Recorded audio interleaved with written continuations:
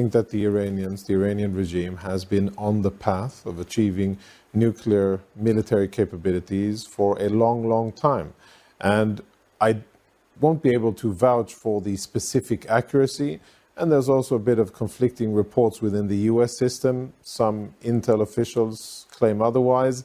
But the bottom line for me is very clear. The Iranian regime is on its way to achieving nuclear military capabilities. The world has been trying to use diplomacy and negotiations and sanctions for the better part of around 15 years.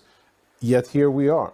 We have a fundamentalist, crazy regime that is very close to achieving nuclear military capabilities, and that will change the balance of security and the political balance in the Middle East and probably in the world. And that's something that needs to be prevented by any means necessary. Is that there are negotiations, there's signaling, there's communications, US President, the Iranians, Israel, and everybody are still posturing and indicating to the other side their ability to take military action. The Iranians have been exposing new missile bases and they've been touting new capabilities that they developed, whether it's drones or missiles or naval capabilities. And you can see a steady drip of those messages and announcements by the Iranians. The point of that is that they're signaling that if you try to attack us militarily, we'll be able to retaliate and we have the ability to destabilize the Middle East. But Israel is ready, has the capabilities, has proven twice already that it can penetrate Iranian air defenses and it can deliver ordnance wherever it needs to do so in Iran. And the US has been moving assets and capabilities closer to the theater of operations in the Middle East, and also indicating that if negotiations don't go well, as President Trump wants, then there is a willingness and a military capability to use the military option.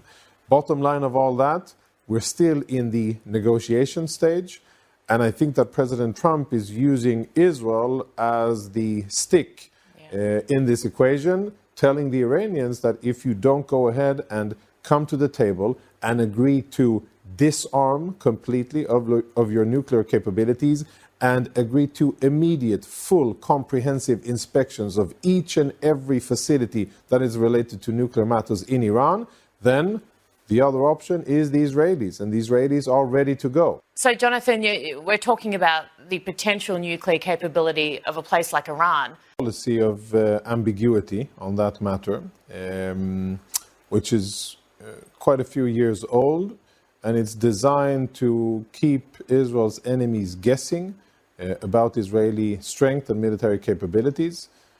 I think most of our enemies assess that Israel has nuclear capabilities, and I think that they understand that if Israel is brought within an existential threat, Israel would be able to use those capabilities. Reportedly, and I think our enemies understand, Israel also has the ability to what's referred to as second strike, even if, God forbid, Israel should be attacked by nuclear weapons and suffer a tremendous blow, then Israel still has the tools available to retaliate against whoever fired at Israel. Whether that's true or not, I can't say, but I can say that I believe that is what our enemies understand. And I think that what's important here is that we in the world, I think the global interest should be to prevent further the development of an additional arms race in the Middle East. The Saudis and the Egyptians and the Turks have already indicated that if Iran goes nuclear, they would desperately want military nuclear capabilities as well, because they understand that there's madmen with their finger on the bottom, and that they cannot tolerate that, and I can understand. And that's a very bad situation because the more countries that have these capabilities, the worse. As such, I think that is one of the main reasons why it should be prevented. And the best way of dealing with the problem is usually preventing it from becoming reality and not dealing with it once it becomes reality. What I'm saying is that our enemies believe that Israel has nuclear capabilities.